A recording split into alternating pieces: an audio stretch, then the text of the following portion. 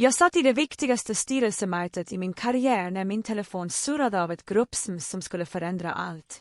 Meddelandet från min yngre bror, Marcus, lärd: kom inte till helgens grillfest. Min nya fru säger: du kommer att få hela festen att stinka. Jag såg med misstro på hur mina föräldrar omedelbart spammade gilla-markeringar på meddelandet och offentligt bekräftade min förödmjukelse. Mina händer darrade när jag skrev tillbaka en enkel förstådd text medan mina kollegor stirrade på mig tvärs över mahognybordet. Vad de inte visste var att jag, Jeremy, var Marcus chef på företaget han precis började jobba för 3 dagar sedan. Lysrören i mitt handkontor kändes hårda mot mina ögon när jag stirrade ut på Seattles silhuett och försökte bearbeta det som just hade hänt. Vid 32 års ålder hade jag slitit mig in i stränga kretsar för att nå min position som vice vd för verksamheten på Meridian Industries. Varje befordran, varje framgång, varje uppoffring hade förtjänats genom engagemang och otaliga 18-timmarsdagar. Ändå lyckades min familj alltid få mig att känna mig som ett misslyckande. Marcus var 4 år yngre än mig, men det skulle man aldrig kunna gissa utifrån hur våra föräldrar behandlade oss. Medan jag gick igenom handelshögskolan med studielån och deltidsjobb backpackade Marcus genom Europa på mammas och pappas pengar och hittade sig själv. När jag tog examen från summa cum laude och fick min första jobb i ett företag varade familjefesten i exakt en middag. När Marcus hoppade av sitt 3:e universitetsprogram för att starta ett foodtruckföretag som misslyckades inom 6 månader ordnade våra föräldrar en gör ditt bästa fest som varade en hel helg. Mönstret hade fortsatt i över ett decennium. Marcus studsade från jobb till jobb, relation till relation och plan till plan. Det var året han försökte bli en kryptovaluta-influencer och förlorade $8,000 i lånade pengar. Sedan kom hans försök att bli personlig tränare trots att han aldrig regelbundet satte sin fot på ett gym. Varje misslyckande möttes med sympati, ekonomiskt stöd och uppmuntran från Robert och Linda, våra föräldrar, som verkade tro att ansträngning var viktigare än resultat. Samtidigt togs mina framgångar för givna. När jag köpte mitt första hus var min mammas svar: "Tja, du var alltid bra med pengar." När jag tog min MBA sa min pappa: "Det är trevligt, son." Marcus funderar på att gå tillbaka till skolan också. Det var som om mina prestationer var förväntade, oansenliga. Medan Marcus blotta försök att prestera var värda att fira och stödja, gick den grymma ironin i den rådande situationen inte förbi mig. 3 dagar tidigare hade Marcus ringt mig i panik. Hans nya fru, Stephanie, som han hade gift sig med efter en virvelvindig 4 månader lång uppvaktning, pressade honom att ta sin karriär på allvar. Hon kom från pengar, gamla sätelpengar, och hon hade förväntningar på den livsstil hennes man borde erbjuda. "Jeremy, jag behöver din hjälp", hade han sagt, hans röst sprack av desperation. Stephanie fortsätter att prata om sin väns män som arbetar på teknikföretag och investeringsbolag. Hon vill att jag ska få ett riktigt jobb, något professionellt. Jag har sagt överallt, men mitt CV är ganska bristfälligt. Mot bättre vetande. Jag hade tyckt synd om honom. Trots att jag i åratal blivit förbisedd och underskattad av min familj kunde jag inte förmå mig att se min lillebror kämpa. Jag använde mina kontakter och mitt inflytande för att få honom anställd som junioranalytiker på Meridians marknadsföring. Avdelning. Det var inte glamoröst, men det var en gedigen ingångsposition med bra förmåner och utrymme för utveckling. Marcus visste inte att det var jag som hade drivit igenom hans ansökan. Han trodde att han hade fått jobbet på egna meriter, och jag hade bestämt mig för att låta honom tro det. Kanske tänkte jag att om han kände att han hade förtjänat något själv, skulle det kanske ge honom självförtroendet att faktiskt lyckas. Stephanie hade varit närvarande under vårt samtal, och jag kunde höra henne i bakgrunden kommentera äntligen och på tiden. Hon brukade alltid se ner på mig trots min framgång.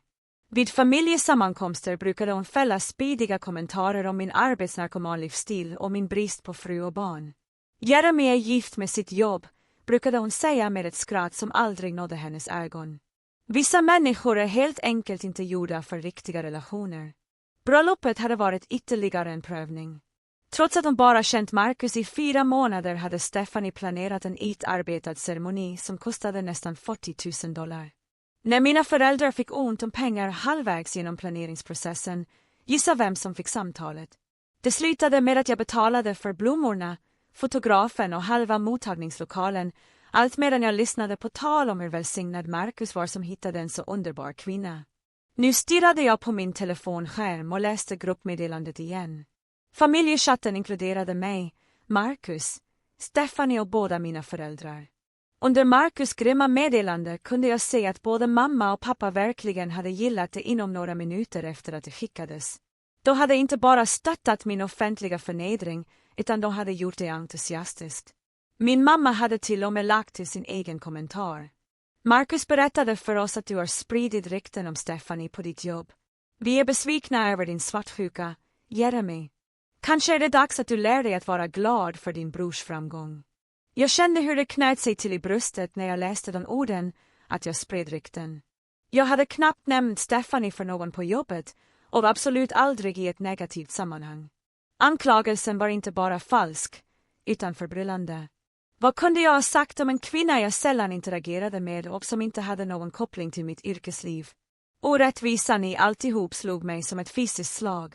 Här var jag, den som hade säkrat Marcus hans jobb, anklagad för sabotage av just de människor som borde ha känt mig bättre än någon annan.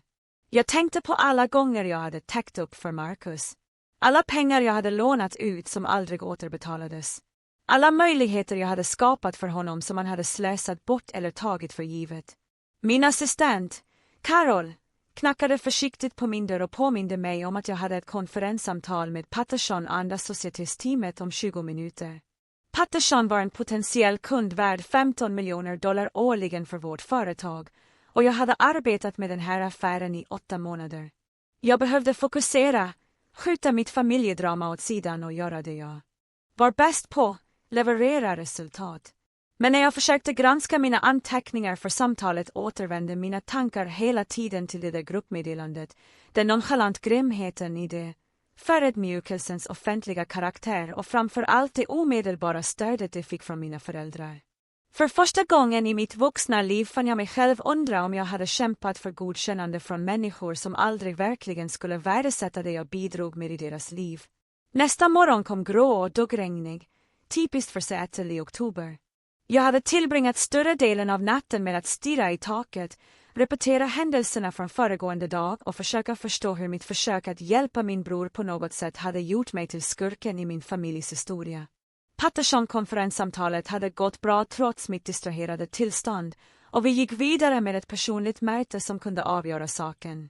Jag anlände till Meridian Industries klockan 6:30 på morgonen, 1,5 timme innan de flesta anställda började sin dag.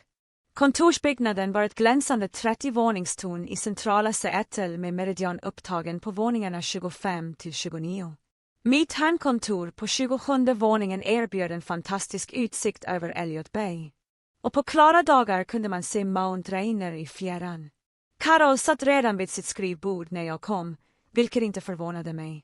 Vid 55 års ålder var hon den mest effektiva assistenten jag någonsin arbetat med, efter att ha varit på företaget i över 20 år. Hon kände verksamheten nästan lika väl som cheferna och hade en kuslig förmåga att förutse problem innan de reste sig.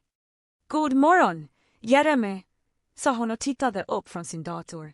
Jag har bekräftat Patterson-mötet till klockan 10:00 i konferensrum A. Deras team kommer att inkludera Helene Patterson själv tillsammans med deras finanschef och chef för strategiska partnerskap. Jag har förberett presentationsmaterialet och låtit catering ordna en kontinental frukost. Tack, Carol. Det här mötet är avgörande för avdelningen, så jag vill att allt ska vara perfekt. Jag stannade till vid min kontorsdörr. Några andra brådskande ärenden i morse. Hon konsulterade i sina anteckningar. Det finns 2 personer i receptionen som frågar om att få träffa någon viktig person angående en nyanställd inom marknadsföring. De anlände för ungefär 10 minuter sedan och verkade ganska envisa med att få ett möte i morse. Jag rynkade pannan och kollade min kalender. Jag har inga möten inplanerade om nyanställda. Gav de namn eller specificerade de vilken anställd de frågade om. Mannen sa att han hette Marcus Thompson och var med en elegant klädd kvinna. De påstod att det var ett brådskande ärende angående hans anställningsstatus och behandling av ledningen. Jag fick ont i magen. Marcus Thompson var min brors fullständiga namn och beskrivningen av en elegant klädd kvinnan kunde bara vara Stephanie. Vad gjorde de här? Och varför bad jag om att få prata med ledningen om Marcus anställning? Han hade bara arbetat här i 3 dagar. Jag försökte behålla lugnet, men mina tankar rusade. Specifierade de vilken typ av behandlingsfråga de var oroliga för. Kvinnan var ganska högljudd om det, sa Carol försiktigt. Hon nämnde något om diskriminering och att se till att Marcus får lämplig respekt och möjligheter. Hon verkade tro att någon i ledningen kunde ha rätt för honom personligen. Ironin var häpnadsväckande. Här var jag, personen som hade anställt Marcus från första början, och tydligen anklagades jag nu för att diskriminera honom. Jag undrade vilken historia Stephanie hade kokat ihop i sitt huvud. Vilken berättelse hon hade byggt upp som placerade mig som antagonisten i hennes mans yrkesliv. Var placerade du dem? Frågade jag och försökte hålla rösten stadig. Konferensrum B, som du föredrar för oplanerade besökare. Jag sa att någon skulle vara hos dem snart. Carol pausade och studerade mitt uttryck. Är allt okej? Du ser lite blek ut. Jag tvingade fram ett leende. Allt är bra. Bara överraskad av några oplanerade besökare. Jag tittade på klockan. Klockan var 7:15, vilket gav mig ungefär 2 timmar och 45 minuter kvar till Patterson-mötet. Jag tar hand om detta personligen. Se till att vi inte blir störda om det inte är en absolut nödsituation. När jag gick mot konferensrum hörde jag röster genom den halvöppna dörren. Stephanies röst var tydlig och befallande, medan Marcus svar var dämpade och tveksamma. Jag stannade till utanför dörren, inte för att tjuvlyssna, utan för att mentalt förbereda mig för vad som uppenbarligen skulle bli en obekväm konfrontation. Genom springan i dörren kunde jag se Stephanie undersöka rummets möbler med tydligt gillande. Konferensrum B var ett av våra finare rum med ett polerat mahognybord, läderfåtöljer och originalkonstverk på väggarna. Fönstren i Florida-taket erbjöd en utsikt över staden som alltid imponerade på besökarna. Det här stället är definitivt exklusivt, hörde jag Stephanie säga till Marcus. Se till att den du pratar med förstår att du är chefsmaterial, inte någon nybörjare. Du har en examen och erfarenhet. Låt dem inte behandla dig som om du har tur som är här. Marcus svar var för tyst för att jag skulle kunna höra det tydligt, men hans kroppsspråk antydde obehag. Han pillade på sin slips och tittade nervöst omkring sig, uppenbarligen utanför sitt esse i företagsmiljön. Stephanie fortsatte sin kommentar och tog bilder av rummet med sin telefon. Det här är precis den typen av plats jag föreställde mig att du arbetade på. Professionell, framgångsrik, prestigefylld. Se till att de förstår din potential och dina förväntningar på avancemang. Jag tog ett djupt andetag och knackade på dörrkarmen innan jag gick in. God morgon. Jag förstår att du ville prata med någon om Marcus Thompsons anställning. Chockat uttryck i Stephanies ansikte när hon såg mig var nästan komiskt. Hennes mun föll öppen och för ett ögonblick var hon helt mållös. Marcus såg lika chockad ut. Hans ansikte växlade mellan förvirring, förlägenhet och något som kunde ha varit lättnad. Jeremy, stammade Marcus. Vad gör du här? Jag jobbar här, Marcus, svarade jag lugnt och stängde dörren bakom mig. Egentligen är jag vice vd för verksamheten. Och du är här för att Stephanie snabbt återhämtade sig från sin första chock. Hennes ansiktsuttryck skiftade från förvåning till beräkning till indignation i snabb följd. Ja, det här är bekvämt, sa hon. Hennes ton blev skarp och aggressiv. Du kan hantera den här situationen själv då. Marcus förtjänar bättre än någon ingångsposition. Han har en kandidatexamen och många års erfarenhet. Vi vill att han omedelbart flyttas till ledningen. Jag satte mig mitt emot dem och behöll mitt professionella uppträdande trots situationens surrealistiska natur. Marcus har turen att ha den position han har med tanke på hans anställningshistorik. Rollen som junioranalytiker är faktiskt ganska konkurrensutsatt och det finns betydande utrymme för utveckling.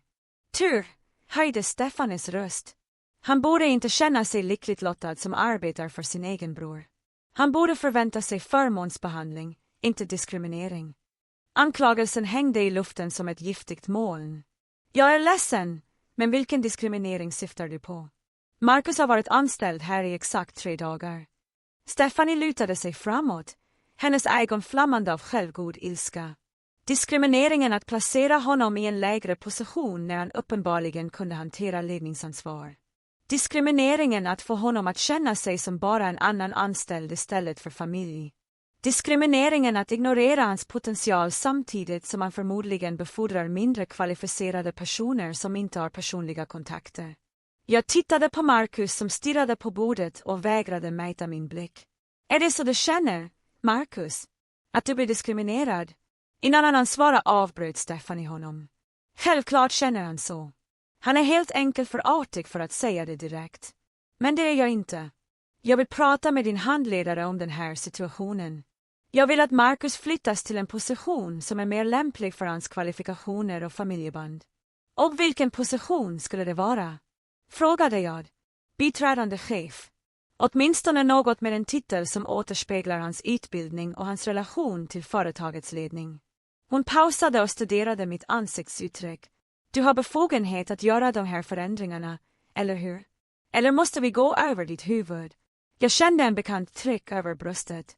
Samma känsla som jag fick under familjesammankomster när jag förväntades tillmötesgå orimliga krav bara för att vi delade DNA. Stephanie, affärsvärlden fungerar inte så. Befordran baseras på prestation, erfarenhet och dokumenterad förmåga. Marcus har varit här i 3 dagar. Han har inte ens avslutat sin introduktionsutbildning än. Det är precis den typen av tänkande som håller folk tillbaka, fräste hon. Marcus behöver inte bevisa sig som någon främling på gatan. Han är familj. Han borde få snabbare anställning baserat på sina kontakter och sin potential. Samtalet avbröts av att min telefon surrade med ett brådskande meddelande från Carol. Patterson andra societesteamet hade anlänt en timme för tidigt och begärde ett omedelbart möte. De var i lobbyn och ville gå vidare med presentationen så snart som möjligt. Jag stirrade på meddelandet och kände tyngden av stunden.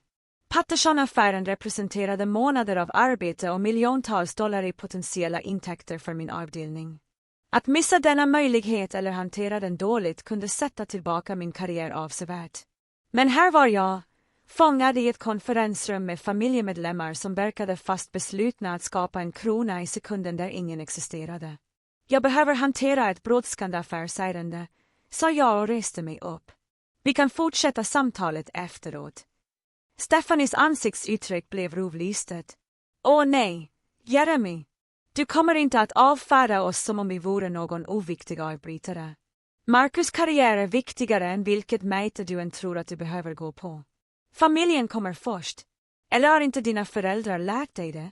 Ironin i att hennes ord kom mindre än 24 timmar efter att min familj offentligt hade förödmjukat mig var nästan outhärdlig.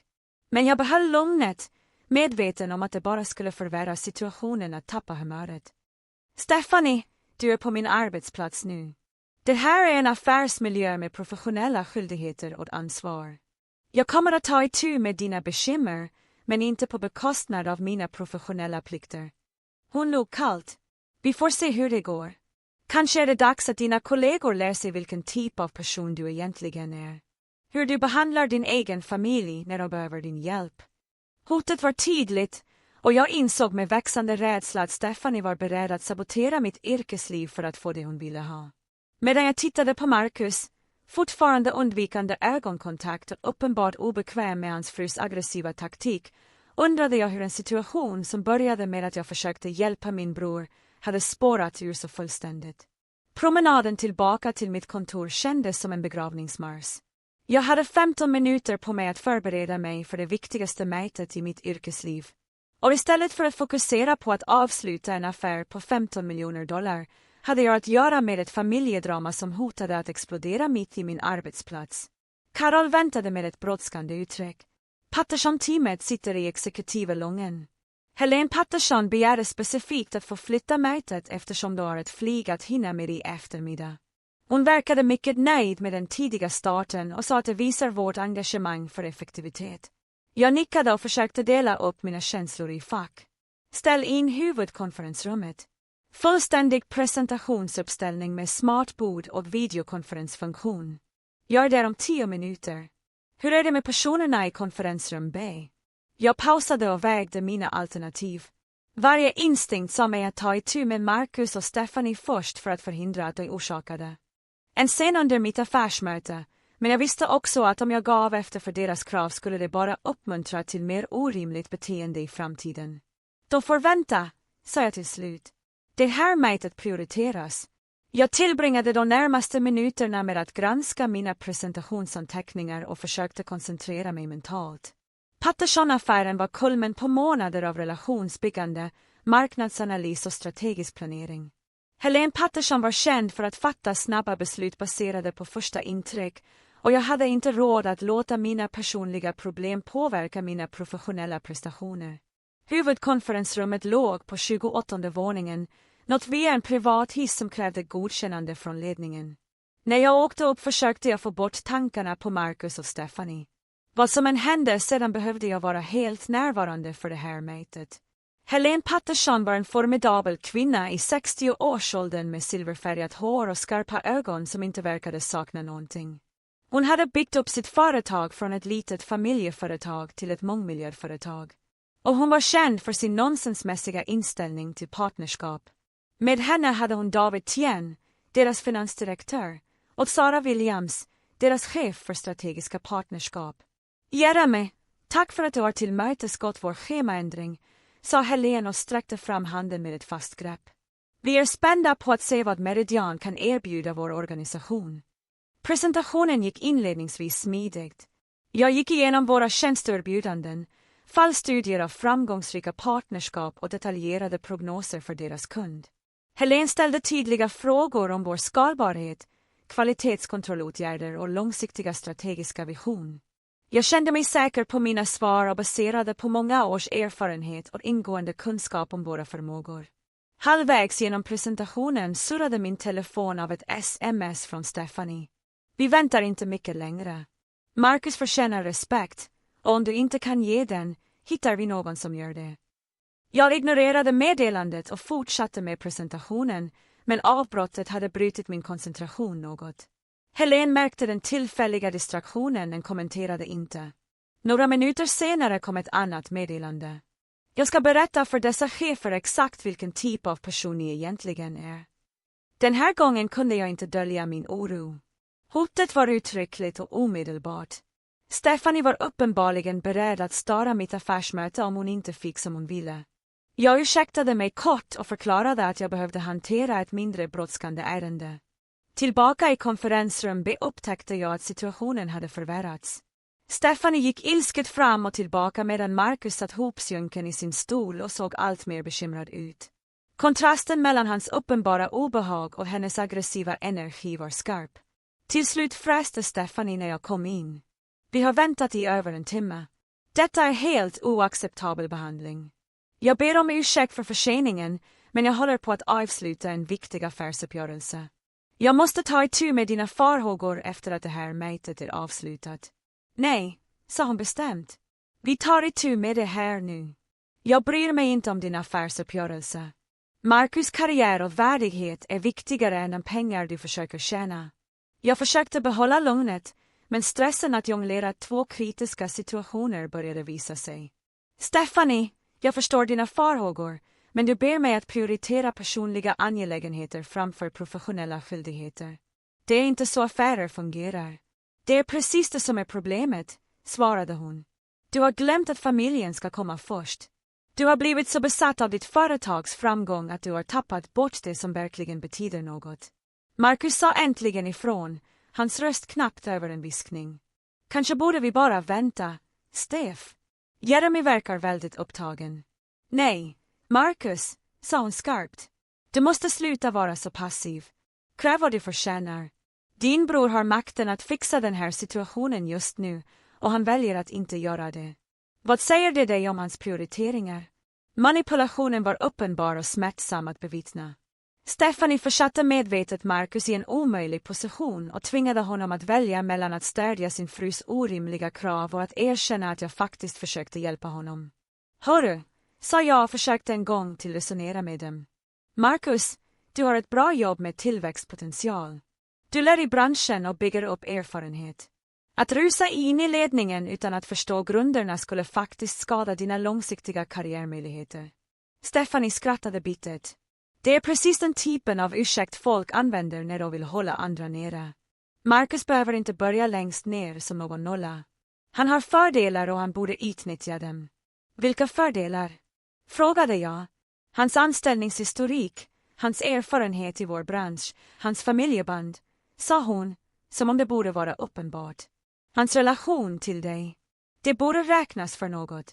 Berättigandet i hennes röst var häpnadsväckande. Hon trodde verkligen att det att vara släkt med mig automatiskt skulle leda till specialbehandling oavsett kvalifikationer eller prestationer. Det var precis den typen av nepotism som jag alltid hade försökt undvika i mitt yrkesliv. Min telefon ringde med ett nödsamtal från Carol. Jeremy, jag är ledsen att jag avbryter, men Patterson-teamet frågar när du kommer tillbaka. Helene Patterson nämnde att de har ett pressat schema och måste avsluta snart. Jag kände ett ögonblick av panik. Att förlora den här affären på grund av familjedrama skulle vara en professionell katastrof. När jag tittade på Stephanies beslutsamma uttryck insåg jag att hon var fullt beredd att eskalera situationen om jag inte gav henne vad hon ville ha omedelbart. Ge mig 5 minuter till, sa jag till Carol och vände mig sedan tillbaka till min bror och hans fru. Jag måste avsluta det här affärsmötet. Det är värt $15 miljoner för mitt företag och påverkar allas jobb på min avdelning. Vi kan diskutera Marcus karriärväg efteråt. Stephanies ögon lyste upp med en rovlysten glimt. $15 miljoner. Ja, det är intressant. Kanske skulle de här affärspartnerna vilja veta vilken typ av person de har att göra med. Någon som diskriminerar sin egen familj. Hotet var tydligt nu. Hon var beredd att sabotera min karriär för att få som hon ville. Jag tittade på Marcus och hoppades att han äntligen skulle stå upp mot sin frus destruktiva beteende.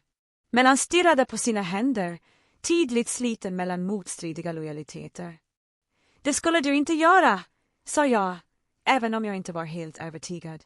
Pröva mig, svarade Stephanie. Jag ska marschera in i det där konferensrummet och berätta för dem exakt hur du behandlar människor som är beroende av dig. Låt oss se hur de känner inför att göra affärer med någon som missbrukar sin makt för att uppgöra personliga agg. När hon gick mot dörren insåg jag att allt jag hade arbetat för var på väg att förstöras av någon som såg min framgång som inget annat än ett verktyg för hennes egen utveckling. Den grymma ironin var att jag hade skapat den här situationen genom att försöka hjälpa Marcus från första början. Nu användes mina goda avsikter som ett vapen mot mig av någon som kände sig berättigad till frukterna av mitt arbete utan någon ansträngning. Beslutets ögonblick kom med kristallklar klarhet.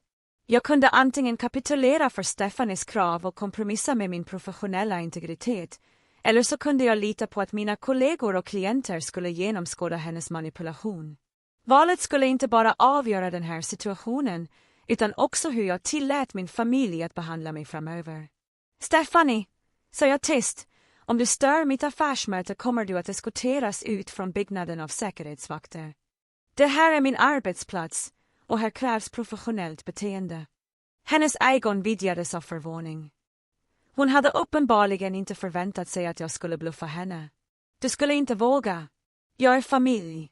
Att vara familj ger dig inte rätten att sabotera min karriär, svarade jag.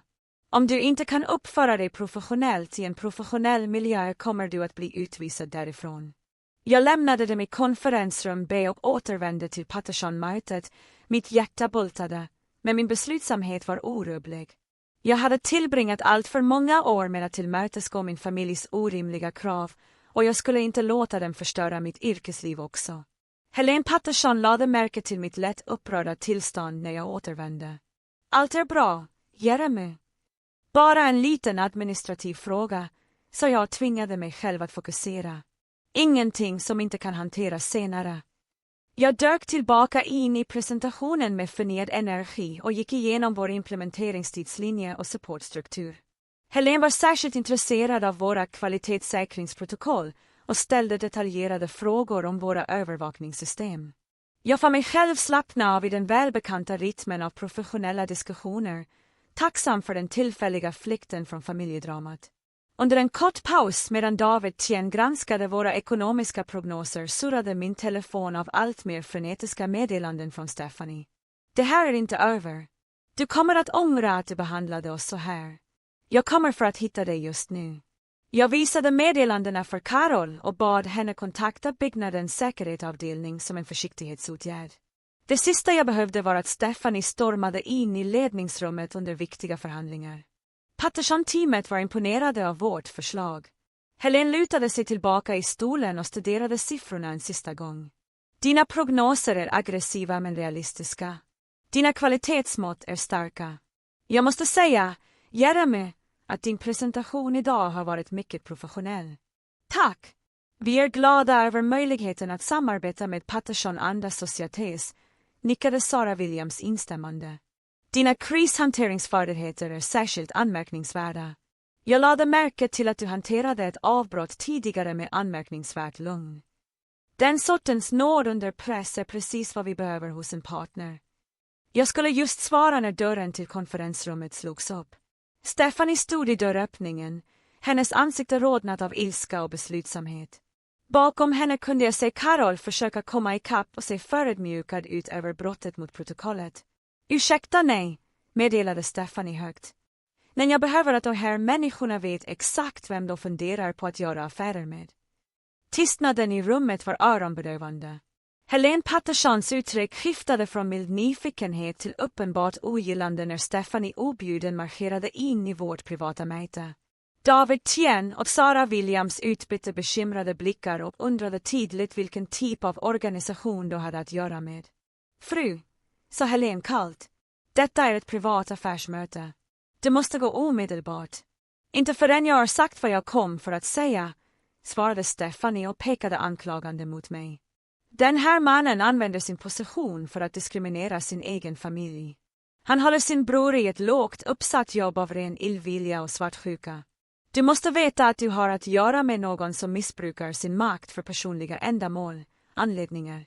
Jag satt kvar och tvingade mig själv att behålla lugnet trots förödmjukelsen av att mitt privata familjedrama avslöjades för mina viktigaste klienter. Jag ber om ursäkt för detta avbrott. Säkerhetsvakter är på väg att eskortera ut den här personen, men Stephanie var inte klar. Marcus kom till honom för att få hjälp och istället för att stödja sin bror gav han honom den värsta tänkbara positionen bara för att hålla honom nere. Han är hämndlysten och småaktig och du borde inte lita på honom med dina affärer. Helene Patterson reste sig långsamt, hennes ansikte en mask av professionellt ogillande.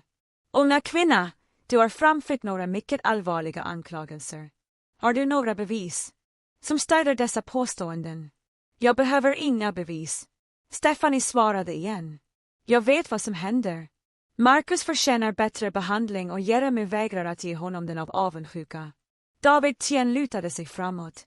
Menar du att herr Jeremy här skaffade ett jobb åt hans bror men medvetet gav honom en underlägsen position? Precis, sa Stephanie triumferande, tydligen utan att inse hur hennes ord lät för objektiva observatörer, rynkade Sarah Williams pannan.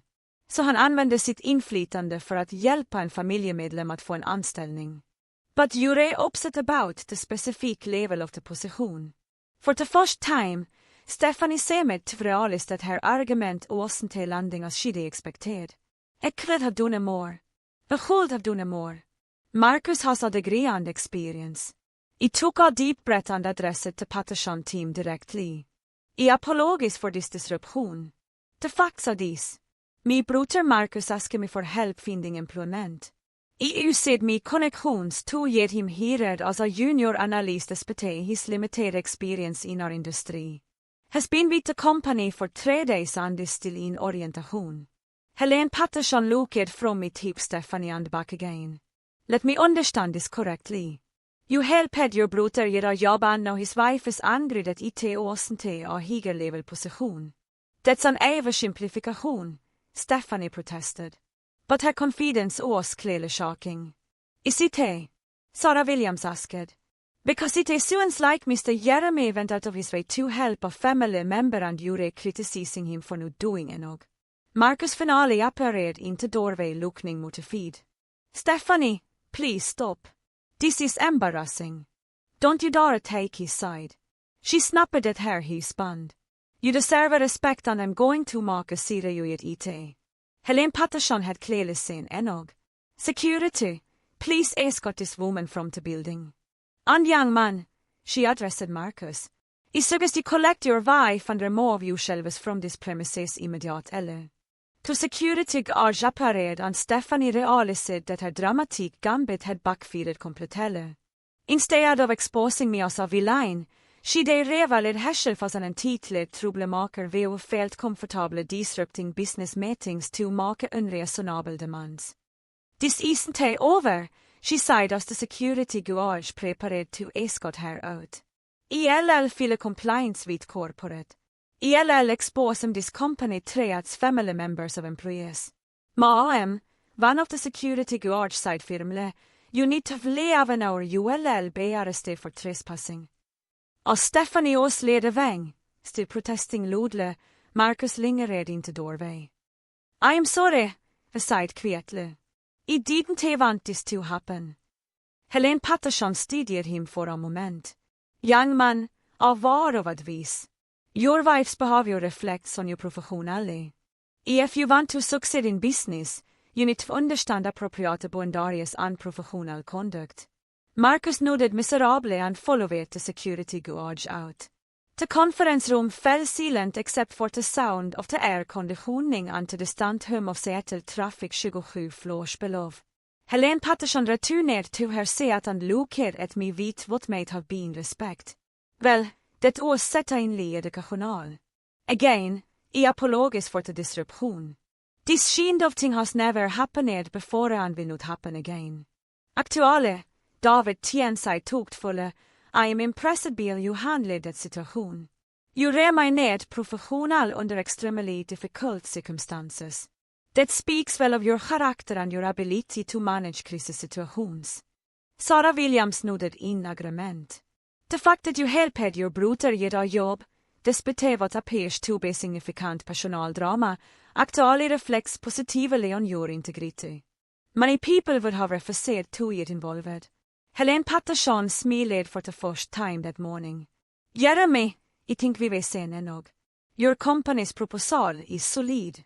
Your presentation was professional, and your crisis management skills are clearly excellent. We would like to move forward with the partnership. As they shook hands and discussed next steps, I felt a mixture of relief, vindication, and sadness. Relief that the deal was secured despite Stephanie's sabotage attempt. Vindication that my professional colleagues could see through her manipulation and recognized the real situation, but also sadness that my attempt to help my brother had created such a destructive conflict. The irony wasn't lost on me that Stephanie's attempt to destroy my car had actually demonstrated exactly the kinds of qualities that made me valuable to clients like Patterson and associates.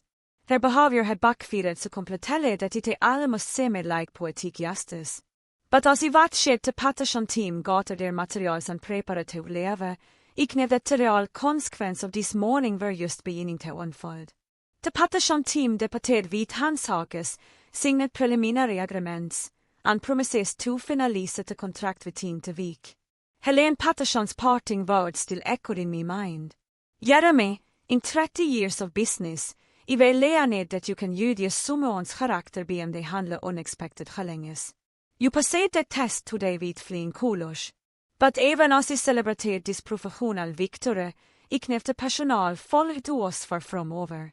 Carol informed me that building security had detained Stephanie for attempting to access restricted areas of the building. Apparently, after being escorted from the executive floor, she had tried to use the visitor elevator to return and finish the conversation. She was asking the security desk for your home address and personal contact information, Carol repeated. When they refused, she became increasingly agitated and demanded to speak with the company president. She claimed you were violating federal discrimination laws. I rubbed me temples, feeling at en fin eidashe building. Where is she now? Security has her in the main lobby. She's refusing to leave the building until she speaks with someone in corporate management. Marcus is with her trying to get her to come home. Through my office window, I can see down to the lobby level of the building. Even from 27 floors up, I could mark a small crowd gathered near the security desk. The situation was clearly escalating beyond a simple family disagreement. I need to handle this before I tegets vosje, I sighed, took the prospect of another confrontation with Stephanie was existing. As I rode the elevator down till the lobby, I tried to prepare myself mentally for whatever scene awaited me. Televator dusch open tick reveal exactly what I firad.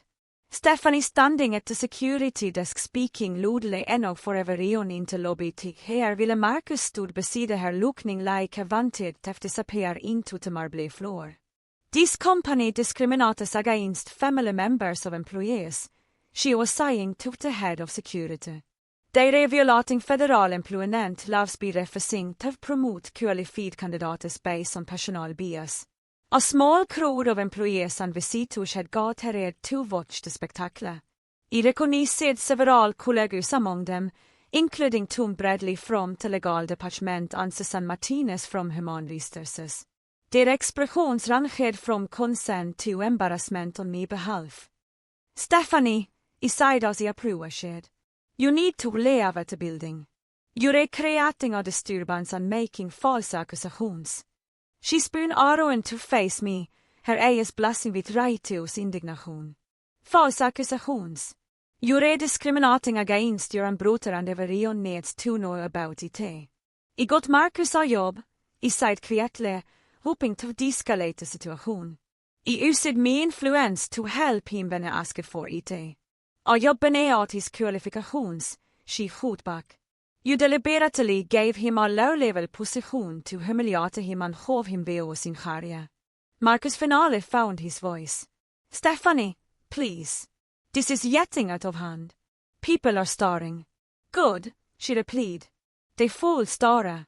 They hold know what kind of person Jeremy really is underneath all that corporate police. Tom Bradley stepped forward, introducing himself as the company's legal counsel. Ma'am, I need to inform you that making false accusations about employment discrimination is a serious matter. You are also trespassing on private property after being asked to leave. Stephanie log bitterly.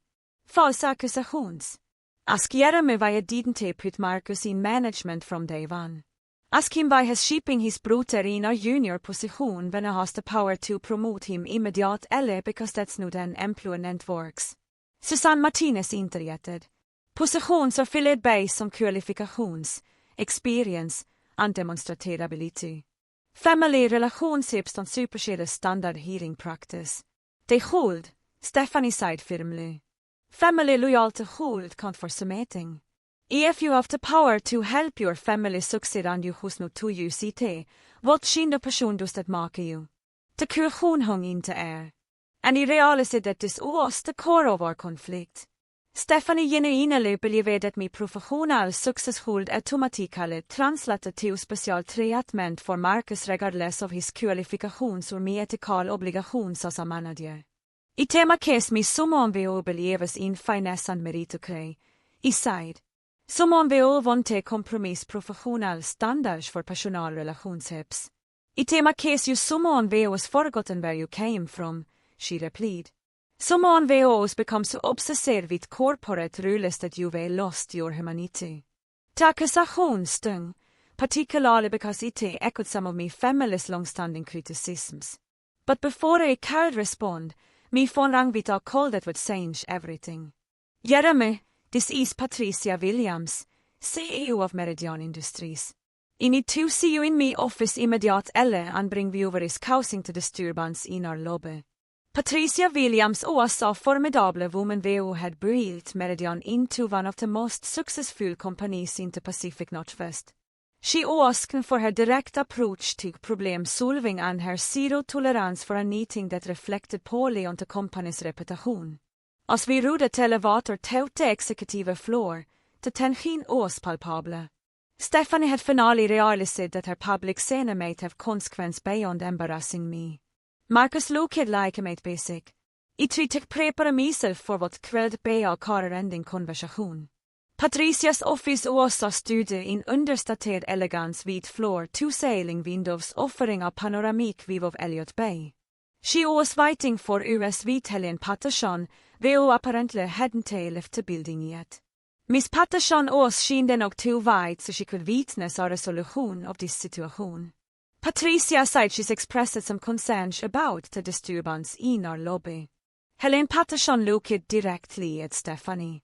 Young woman, I want you to understand something. I've been in business for 40 years and I've seen every kind of family drama you can imagine. What I witnessed today was a textbook example of entitlement and unprofessional behavior. But Jeremy is discriminating against Marcus. Stephanie protested weakly. No, Helene replied firmly. Jeremy helped his brother i our job. The fact that you consider that help inadequate because it wasn't a management position reveals a fundamental misunderstanding of how professional advancement works. Patricia Williams leaned forward in her chair. Miss Thompson, I will review your husband's employment file. Det was hired 3 days ago as a junior analyst, which is actually above the entry-level position his qualifications would normally warrant. Jeremy used his influence to give Marcus a better opportunity than he would have received through standard channels. Till revelation hit Stephanie like a physical blow.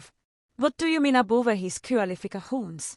I mean that your husband's employment history consists primarily of short-term positions in unrelated industries. His resume shows a pattern of job hopping and incomplete projects. Under normal circumstances, we would still have considered him for any position. Marcus' face went white. He clearly hadn't realized that his employment wasn't related to my intervention. The junior analyst position had tagit det ened on his merits was actually of awarded stretched to bones of normal airing practice. For termora, Patricia continued, your behavior today has created a security risk and potential liability for a company. You have made false accusations about employment discrimination, disrupted business operations, and refused to leave when asked. These actions could result in criminal charges for trespassing and defamation. Stephanie's bravado finally crumbled. I was just trying to help me husband's car by sabotaging his brothers, Helene Patterson asked. Be publicly humiliating the person who went out of his way to help him. That's not helpful behavior. It's destructive behavior. To weight of the situation finale seemed to hit Marcus. Jeremy, I didn't know you were to when we all got me to job. I thought I got it on me on. I wanted you to feel like you the ened it yourself, I sighed. I thought it might give you confidence to succeed.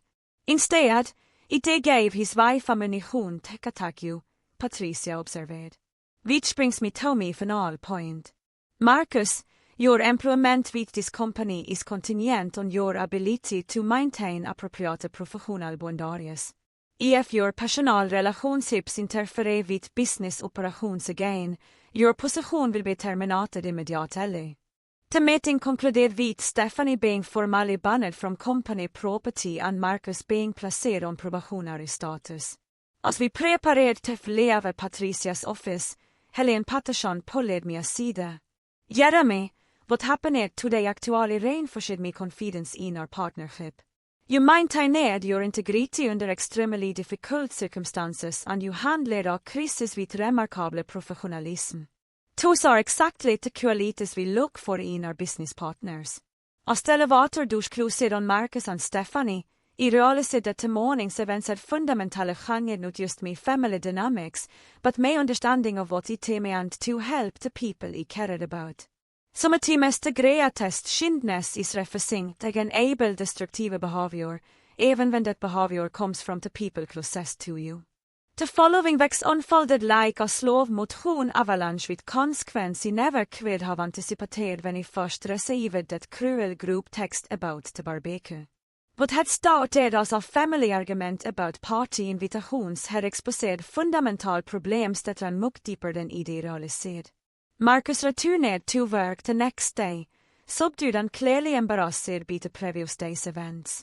He requested a transfer to a different department to avoid any appearance of favoritism, which he supported through HR. The transfer actually worked well for him as the customer service department was better suited to his interpersonal skills and gave him a chance to rebuild his professional reputation. But the real fault was happening at home. Over the next 2 weeks, he received increasingly frantic calls from Marcus about his deteriorating marriage. Stephanie, it turned out, had been living in a fantasy world where my professional success was så meting skickade leverage for her social advancement. She married me because she thought the had family connections that could help her. Marcus admitted during our painful conversation in my office. She's been telling her friends that she's married to someone with corporate family ties. Till vår relation gick oss built om falska expectations. Till revelation oss helt breaking, but not entirely surprising. Idag sen Stefanis äges lite av whenever money or status oss diskussed, hem skina med dropped expensive brands and exclusive venues in casual conversation. But he hadn't realized oss that she saw Marcus' relationship to me as a business asset rather than a family bond. She's been running some kind of social media account where she was advised other women about and take leverage their boyfriends and husbands' family connections for career advancement. Marcus continued. She's been hiring people for consultation calls about and to manipulate family relationships for financial gain. The scope of Stefanis deception och stagering. She then essentially built a business around coaching other women to exploit their partners' relatives, using her Marias of Marcus as proof of her expertise. My professional success had become a proof in her elaborate scheme to monetize family manipulation. But the most shocking discovery came when building security contacted me about a concerning incident. Ville reviewing surveillance photos from the day of Stefanis disruption, they noticed her taking detailed photographs of company documents, employee directories, and executive name plates. She'd been gathering intelligence about Meridian's corporate structure and personnel. We forwarded this information to the police. The security director informed me. Taking in authorized photographs of corporate information could constitute industrial espionage, especially if she was planning to sell that information to competitors or use it for fraudulent purposes. The police investigation revealed that Stefanis social media schema was more sophisticated and potentially criminal than any of US had realized. She'd been coaching women take pose as potential business partners or investment opportunities to gain access to their targets' professional networks and financial information. Several of her clients had used her advice to gain and authorized access to corporate information through their boyfriends and husbands. In at least 3 cases, this had resulted in identity theft and financial fraud. Stephanie was now facing serious criminal charges for conspiracy to commit fraud and vidare fraud. Marcus was devastated by the revelations. I thought she loved me, he said during one of our conversations. I thought she was just ambitious and wanted us to succeed together. I never imagined she was using me to run criminal schemes. To debusha. Proceedings were swift and brutal. Stephanie's criminal charges made it impossible for her to claim any marital assets, and Marcus discovered that most of their shared debts were related to her fraudulent activities. She'd been using credit cards in his name to fund her lifestyle and her illegal business operations. But perhaps the most significant development came from an unexpected source, our parents. The full story of what had happened eventually reached them through Marcus, who felt compelled to explain why his marriage was ending so abruptly. My mother called me 3 weeks after the office incident. And for the first time in years, I had genuine emotion in her voice. Jeremy, I owe you an apology. She sighed. We had no idea what was really happening. Marcus told us everything about the job, about Stephanie's schemes, about the new treat to help him, and then we responded to that group text. The conversation was long overdue and emotionally exhausting. My parents admitted that they'd been unfairly favoring Marcus for years, making excuses for his failures while taking my successes for granted. They'd somehow convinced themselves that he didn't need their support or approval because he was already successful. We thought you were self-sufficient and didn't need our encouragement, my father explained during a separate conversation. We were so focused on trying to help Marcus find his way that we forgot to appreciate what you already accomplished. The family therapy sessions that followed were painful but necessary. With a professional mediator, we were able to discuss decades of accumulated resentment, misunderstanding, and unfair treatment. Marcus acknowledged that had been enabling Stephanie's behavior because he was afraid of losing her, even when he knew her demands were unreasonable. Mi parents confronted der ambiasses and recogniserade der välintentioned favoritism had aktuale harmed both of their sons. Marcus had never learned to be self-reliant because they always had someone to bail him out. Ville they learned to expect nothing from me family emotionale, the healing process was gradual and sometimes setbakgrunde, but it was real. Marcus drev himself into his work with new determination. Eager to prove that he could succeed on his own merits, he started attending counseling to address his pattern of seeking approval from destructive partners. My parents made genuine efforts to acknowledge my achievements and express pride in my accomplishments. More importantly, they began treating both Marcus and me as adults capable of making our own decisions and facing our own consequence. But the most satisfying resolution came from an unexpected source. 6 weeks after the incident, Helene Patterson called me personally to report that 3 other companies had contacted her asking about Meridian Industries based on her recommendation. Vad travels fast in our industry, she said. The story of how you handled that family crisis has become something of a legend among executive circles. People are impressed by your professionalism under pressure and your integrity in difficult circumstances. The Patterson deal had not only succeeded, but had opened doors to additional opportunities with potential $50 million in annual revenue. My professional reputation had been enhanced rather than damaged by the events that Stephanie had intended to destroy my career. As I sat in my office 6 weeks later, looking out at the settle grilling and reflecting on everything that had happened, I realized that the group text about the barbecue had been a blessing in disguise. It had forced long overdue conversations, exposed destructive patterns, and ultimately strengthened both my professional position and my family relationships. The irony was that by standing up for myself professionally, I need more respect from both my colleagues and my family than years of accommodation and self-sacrifice had ever achieved. Som ett mesta people vi all US måste need to see US defender on what before they can truly appreciate what we bring to their lives. 3 months later, I stood in the same office where this story began, but everything had changed. The settle gelin looked the same. The mahogany desk still gleamed under the fluorescent lights, and Elliot Bay still sparkled into the distance. But the man looking at that we was fundamentally different from the one we had received that humiliating group text on a Tuesday morning in October. The Patterson deal had not only closed successfully, but had exceeded all projections. Their account brought in $18 million in the first year alone, surpassing even our most optimistic estimates. Helene Patterson had become not just a client but a mentor, introducing me to other executives and serving as a reference for my leadership abilities. The ripple effects of that success were profound. Based on my performance during the crisis and the subsequent business growth, I was promoted to senior vice president with a 30% salary increase and equity options that would secure my financial future. More importantly, I det ena reputation trugagau to company as someone vi could handle pressure with grace and integrity. But the professional victorious, satisfying as they were, paled in comparison to the personal transformation that had taken place. The family therapy sessions had continued for 3 months. And ville de weren't always comfortable, they created space for honest conversations that should have happened years earlier. Marcus was thriving in his new department. Vitaet the pressure of Stephanie's unrealistic expectations had discovered that the actually annual customer service work and was good at it.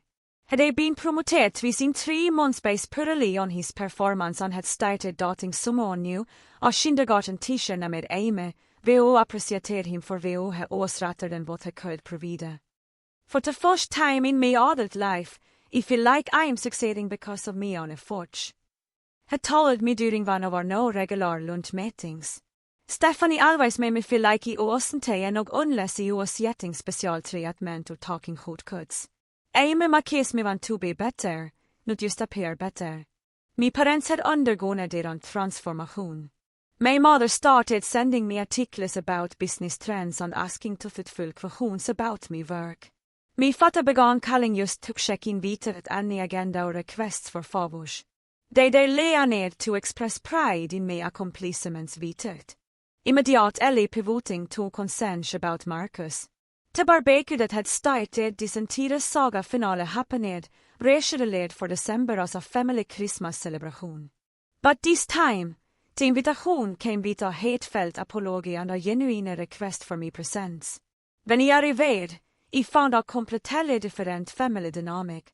Marcus and Amy were helping in the kitchen, logging together as they prepared side dishes. My parents greeted me with warmth that felt authentic rather than obligatory. There was no tension, no underlying resentment, no sense that it was an inconvenience to be tolerated. During dinner, my father raised his glass in our toast. Tack vare vi har tagit US av att det minst to have integrity under pressure. Vi är proud of the man you become.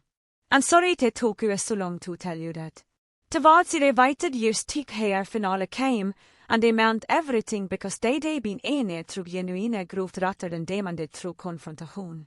Stefanis legal troubles had resolved with a plea agreement that included restitution to her victims and 2 years of probation. She they moved back to her parents' home in a neutral state, and we they had through Marcus that she was working as a retail clerk while paying off her debts.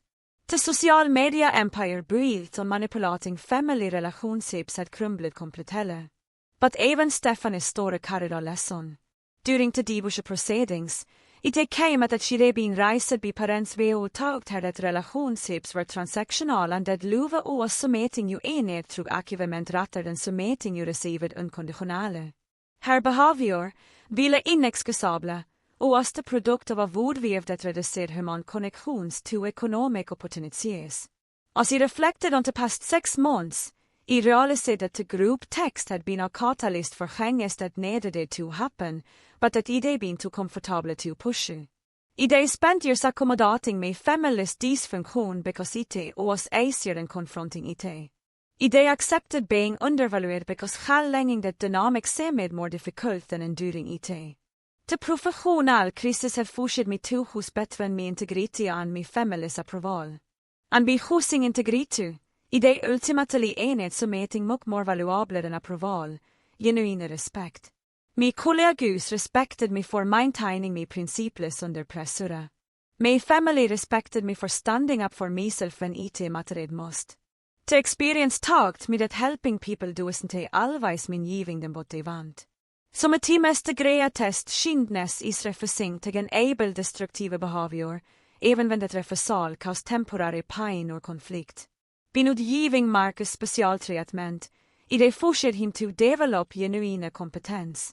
By not accommodating Stefanis demands, they protected both my professional reputation and my family's long-term well-being. I learned that success shared with people who truly value your effort is infinitely more satisfying than achievements celebrated by those who take them for granted. The Patterson executives appreciated my work in a way my family never had, and that professional recognition gave me the confidence to demand better treatment in my personal relationships. Most importantly, I discovered that standing up for yourself doesn't make you selfish or mean-spirited. It makes you someone worthy of respect. People who genuinely care about you will raise to med higher standards when you stop accepting less than you deserve. The irony of the entire situation wasn't lost on me. By refusing to compromise my professional ethics for family pressure, det actually strengthened both my career and my family relationships. By choosing my integrity over my family's immediate approval, det created the foundation for more authentic and respectful connections with the people I loved. The barbecue that had been used to humiliate me became a symbol of redemption and growth. The group text that was meant to exclude me from family celebrations became the catalyst for inclusion based on mutual respect rather than obligation. As I read this, I think about anyone who might be in a similar situation, feeling torn between family loyalty and personal integrity, between helping others and protecting yourself. The lesson I want to share is this. You can love people deeply while still maintaining boundaries. You can be supportive without being a doormat. You can help family members without sacrificing your dignity or professional reputation. Som ett mesta people VH luver US måste ni ta sig US defender on what before they can truly appreciate what we bring to their lives. Som ett team saying not for unreasonable demands is the most loving thing you can do because it forces everyone involved to build relationships based on respect rather than exploitation. The group textet hanget med life talked med att family isn't about unconditional accommodation. It's about unconditional love expressed through all to boundaries and mutual respect. Success isn't just about professional achievement. It's about building a life where your efforts are valued and your integrity is maintained. Have you ever found yourself in a situation where family expectations conflicted with your professional or personal values? How did you handle the pressure to compromise your principles for the sake of keeping peace? I don't love to hear your thoughts and experiences in the comments below. If this story resonated with you, please consider liking this video to help others find it mate by dealing with similar challenges. Don't forget to subscribe for more stories about navigating the complex relationships between family, work, and personal integrity. And please share this with anyone who might benefit from hearing about the importance of maintaining all the boundaries while still loving deeply. Thank you for listening to my story. I hope it reminds you that standing up for yourself isn't selfish. It's necessary for building the kind of relationships and life that truly serve everyone involved. Remember, the people who are meant to be in your life will respect your boundaries and value your contributions. Anyone who isn't someone you need to please at the expense of your own well-being. Until next time, take care of yourselves and remember that your integrity is never negotiable, no matter who is asking you to compromise.